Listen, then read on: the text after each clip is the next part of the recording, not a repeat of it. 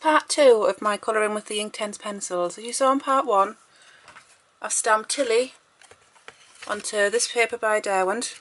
I've said any paper works okay. I've used the watercolour papers, I just prefer that paper.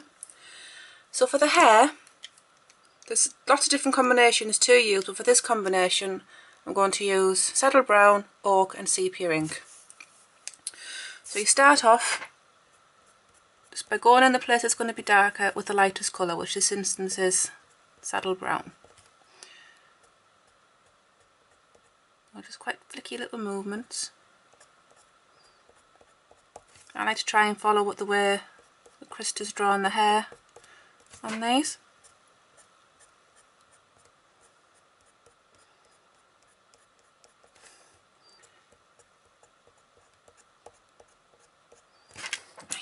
And once again, you wet your brush, give it a quick wipe off on an old tea towel, and just almost dry brush. And I do quite feathery motions, because for hair, I don't like hair to be properly blended. I like to be able to see the strokes, so it looks a bit more like the strands.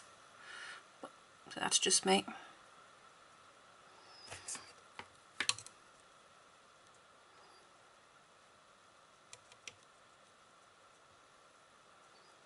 You really don't need a lot of water on your brush. Sometimes I find even just the wet part on the towel is enough.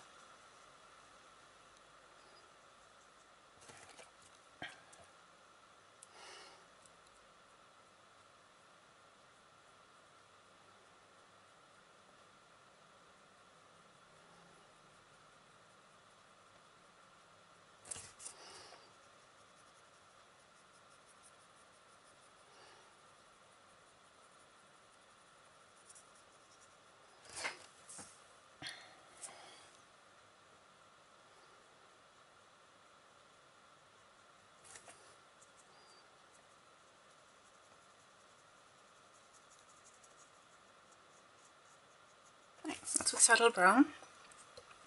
The next colour I'm going to go in with is the oak. Once again, just go in the same place you went in before. Try not to put quite as much on. Follow the patterns for the hair.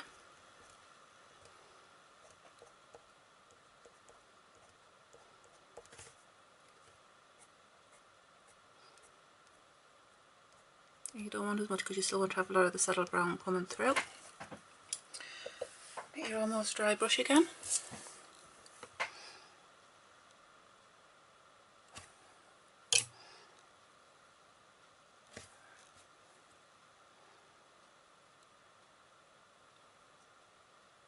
I don't tend to blend the hair, it's more of a moving of it.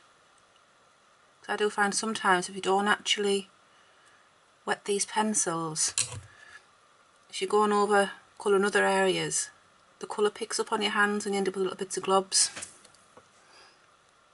all over.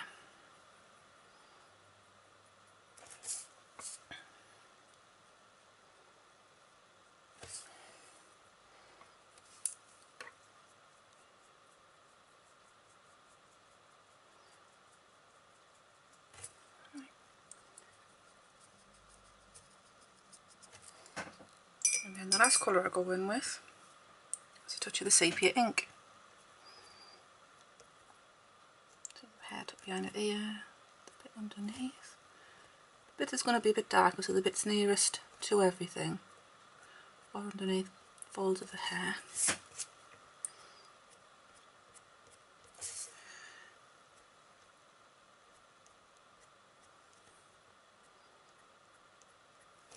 Right.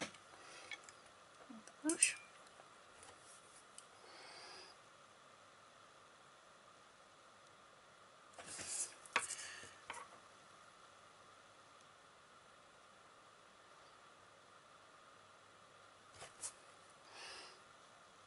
And just again, just blend everything in. I try to keep them quite streaky.